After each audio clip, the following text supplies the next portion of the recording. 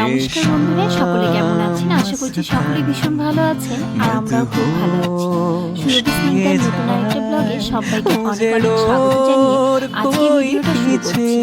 আজকের ভিডিওটা সরস্বতী পুজো উপলক্ষে। সরস্বতী পুজো আমাদের বাড়িতে হয়েছিল, বাগ দেবীর আরাধনায় আমরা মত্ত ছিলাম। সেই ভিডিও আজকে তুলে ধরবো আপনাদের সকলের সামনে। এবারটা প্রত্যেকবারটাই রায়গঞ্জ থেকে পুজো করা হয় সরস্বতী পুজো, কিন্তু এবারটা আছে আমি বাড়ি, কারণ ভাই গেছিল কুম্ভমেলা থেকে ফেরার পরে ওর শরীরটা একটু খারাপ হয়ে পড়ে, সেই কারণে বাড়ি যাওয়া হয়নি। তারপর মায়েরও শরীরটা খুব একটা ভালো না, তো ভাবলাম চলো এবছরটা এখানেই কাটিয়ে নিই, পরের বছর হয়তো চাইলেও আসতে পারবো না বাড়িতে।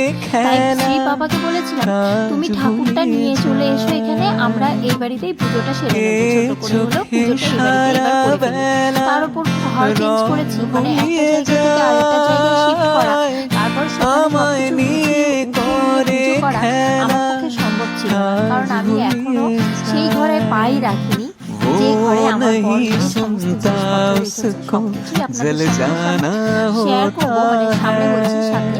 আর এদিকে আমাদের বাড়ির ঠাকুরমশাই কিন্তু আমার হাজবেন্ড, কারণ অন্য ঠাকুরমশাই যদি আমি বলতাম তাহলে আমার মেয়ে হয়তো একটা মন্ত্রও বলতো না।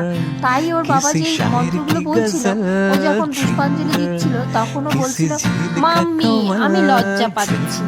আবার যখন আমি বলছিলাম ঠিক আছে তুমি লজ্জা পেও না, আমি বলছি আমার সঙ্গে সঙ্গে বলো, বলছে বলার মাঝে মাঝে যখন ওর বাবা আবার ওকে বলছে, মানে ওর বাবা বলছে তারপর তো আমি বলছি, তারপর আবার যখন ওর বাবা একটু হেসে ফেলছে ও আবার বলছে মাম্মি লজ্জা পাচ্ছি।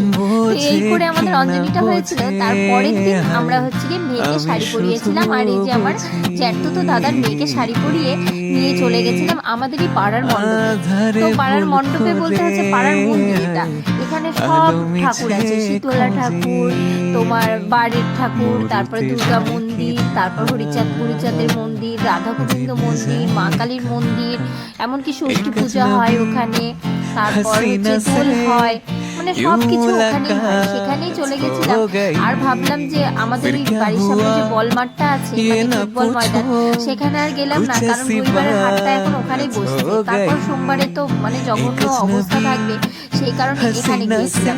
আর আমার মেয়ে যেখানে যাবে সেখানে গিয়ে দুর্গে দুর্গে নাচ করবে, এটা হচ্ছে ওর একদম পুরো মাথার মধ্যে গেঁথে গেছে যে আমাকে একটু দুর্গে দুর্গে নাচ করতে হবে, যখনই আমি সাজুগুজু করবো আমাকে দুর্গে দুর্গে নাচ করতে হবে, যখনই ওকে নাচের কথা বলবো যে মা একটু নাচটা প্র্যাকটিস করো, তো তখনই ও দুর্গে দুর্গে করবে। এখানেও রীতিমতো তাই শুরু করে দিয়েছে। তারপর হচ্ছে কি পাড়ার মানে এক বৌদির সাথে দেখা হলো, সেখানে বৌদির সাথে আমি গল্প করছিলাম, তারপর আর ভিডিও বিশেষ করে আর শুট করা হয়নি। এই ছিল আজকের ভিডিও। আর তোমরা কে কিভাবে সরস্বতী পুজো কাটিয়েছো তোমরা কিন্তু কমেন্ট করে জানাবে। আর তোমরা প্রত্যেকে যে আমার স্নিগ্ধাকে এত ভালোবাসা দিচ্ছ আর এইভাবেই তোমরা ওকে ভালোবাসা দিয়ে যেও, থ্যাংক ইউ সো মাচ তোমাদের সবাইকে। আমি খুব খুব খুশি যে আমার মেয়েকে তোমরা এত ভালোবাসো, আর আমার সন্তানকে যারা ভালোবাসে তাদের প্রত্যেকের প্রতি আমার অন্যরকম ভালোবাসাই থাকবে, তাদের প্রতি হয়তো সব থেকে বেশি ভালোবাসা আছে আর চিরকাল থাকবে। একটা কথায় বলে না, নিজের সন্তানকে যে ভালোবাসে তার প্রতি অটোমেটিক এমনি এমনি ভালোবাসা চলে আসে। সত্যি তোমাদেরকে অসংখ্য ধন্যবাদ। আমার স্নিগ্ধার প্রত্যেকটা ছবিকে তোমরা এত ভালোবাসো, মানে 2 লাখের ওপর ভিউ হচ্ছে, এটাই হচ্ছে আমার কাছে বিশাল বড় পাওয়া। আমার মেয়েকে এত ভালোবাসে, লাইক না দাও কিন্তু দেখছো তো তোমরা, এটাই আমার কাছে অনেক। চলো সবাই ভালো থেকো, সুস্থ থেকো, দেখা হচ্ছে আর একটা সুন্দর ব্লগের সঙ্গে। আর হ্যাঁ, ভিডিওটা যদি তোমাদের ভালো লেগে থাকে তা লাইক কমেন্ট শেয়ার করতে কিন্তু একদম ভুলো না। আর যারা ইউটিউব থেকে দেখছো তারা কিন্তু প্লিজ সাবস্ক্রাইব করে দিও।